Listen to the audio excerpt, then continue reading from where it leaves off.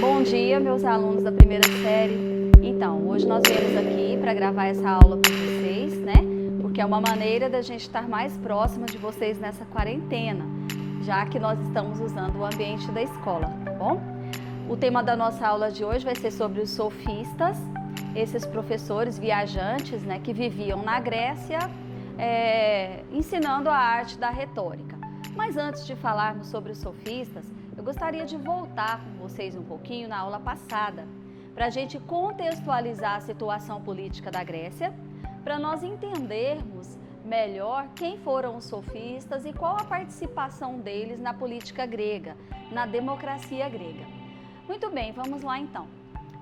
Como eu disse para vocês na aula passada, havia um lugar na Grécia, uma praça pública chamada Ágora, que era onde as decisões, as discussões públicas, elas aconteciam nessa praça por nome de Ágora, tá? Ali os cidadãos se reuniam para fazer a política e para discutir o destino da polis, tá? Bom, enfim, mas quem, afinal de contas, era esse cidadão?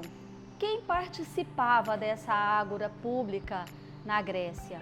Então, é aqui que eu quero voltar um pouquinho com vocês para a gente entender quem era esse cidadão grego que podia participar.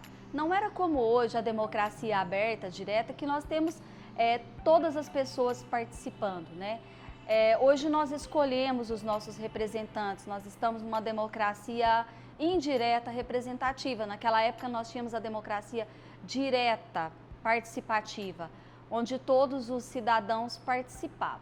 Essa palavra cidadão unida à democracia é muito importante, porque nós precisamos compreender quem era o cidadão e quem podia realmente participar dessa democracia grega. Então vamos lá. Para ser cidadão, tinham algumas condições necessárias. Primeiro, tinha que ser livre, não podia ser escravo, tinha que ser nato, grego, estrangeiro já estava excluído, né? Tinha que ser homem, mulher também não podia participar, tinha que ter alguma propriedade na Grécia, nem que fosse uma casa. E o mais importante, tinha que saber falar bem para convencer as pessoas, tá? Bom, quem eram os excluídos? Como eu já disse, as mulheres, as crianças, os idosos, os estrangeiros e os escravos. Esses não podiam participar da cidadania grega. Os demais eram convidados para entrar nessa ágora e participar da democracia. De que forma era essa participação, então? Como vocês podem ver aqui, olha, nós temos uma fotinha da ágora, onde todas as pessoas que podiam participar estavam reunidas e elas iam falando, apresentando seus projetos, assim como hoje os políticos apresentam seus projetos. Naquela época, qualquer cidadão livre que participava da ágora apresentavam seus projetos, eram votados e podiam votar. E agora, esses cidadãos livres que nós acabamos de falar, na maioria das vezes eram os jovens, que se encaixavam nessas condições e também estavam ambiciosos por fazer uma carreira política, por participar da política. Bom, e para isso eles tinham que convencer, falar bem, para convencer as pessoas de que seus projetos eram bons e serem votados. Aí que entra o nosso grupo de sofistas que nós falamos no início da aula. Esses sofistas eram professores viajantes que se passavam por filósofos e dominavam muito bem a arte da retórica. Então, esses iriam ensinar aqueles jovens como participar da política grega, tá?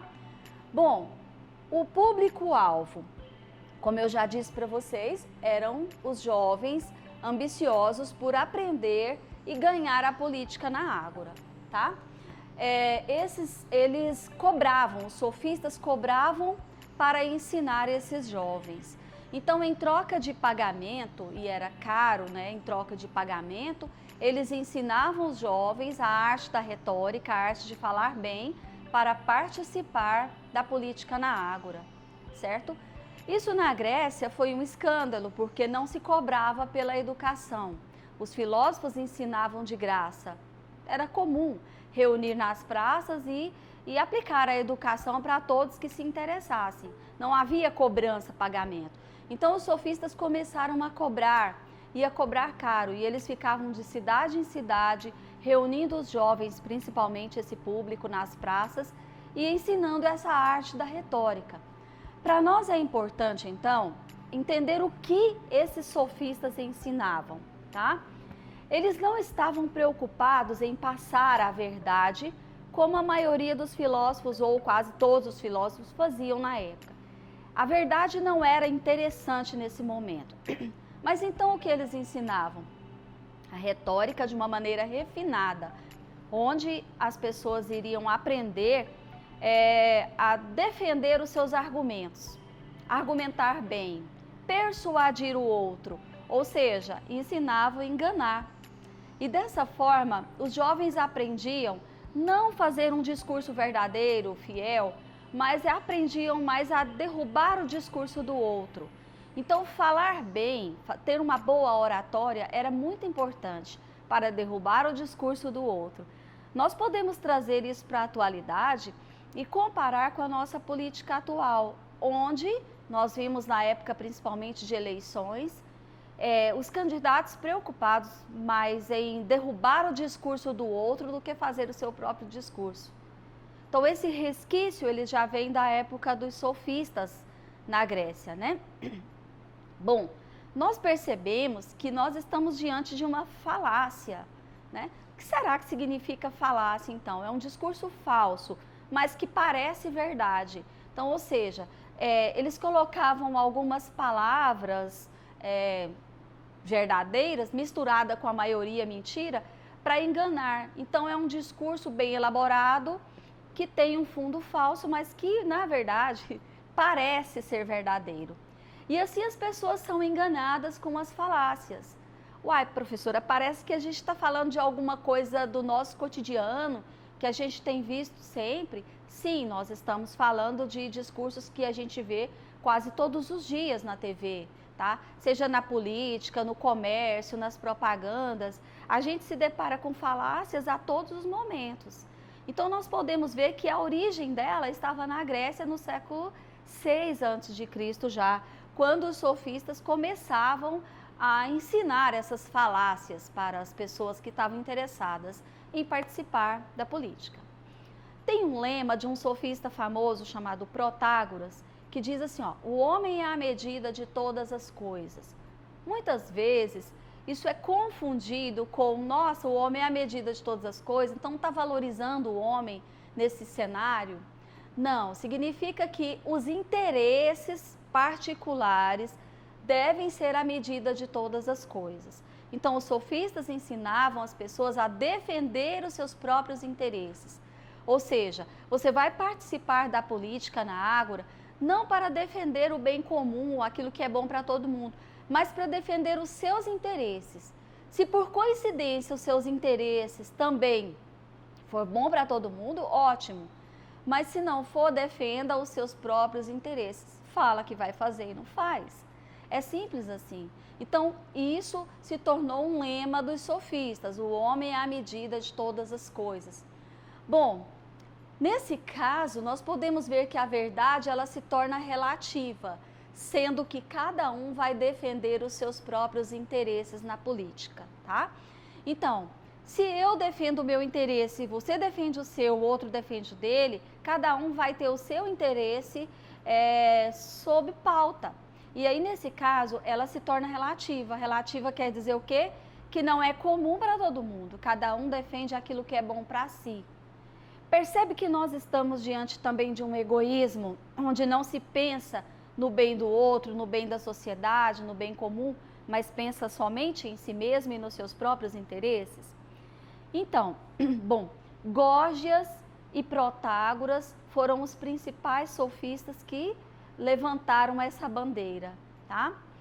Queria convidar vocês para a gente fazer uma reflexão sobre a nossa política atual. Coloquei até uma imagem aqui, né, da nossa Câmara, para vocês perceberem que é muito comum esse jogo de palavras, esse trocadilho de palavras que são usados nos discursos políticos, como eu já disse para vocês, no comércio, nas propagandas, na TV, na internet. E nós, como estudantes de filosofia, nós temos que ficar atento a esses trocadilhos de palavras. O que nós podemos fazer enquanto estudantes de filosofia, enquanto pessoas críticas, é tentar detectar o que tem por trás, qual é a mensagem que está sendo passada por trás dessas falácias, né? Assim como fez o filósofo Sócrates na Grécia, que é um assunto para a nossa próxima aula, né? Ele percebeu essas falácias dos sofistas e ele tentou bater de frente com os sofistas, mostrando a verdade, mostrando o outro lado.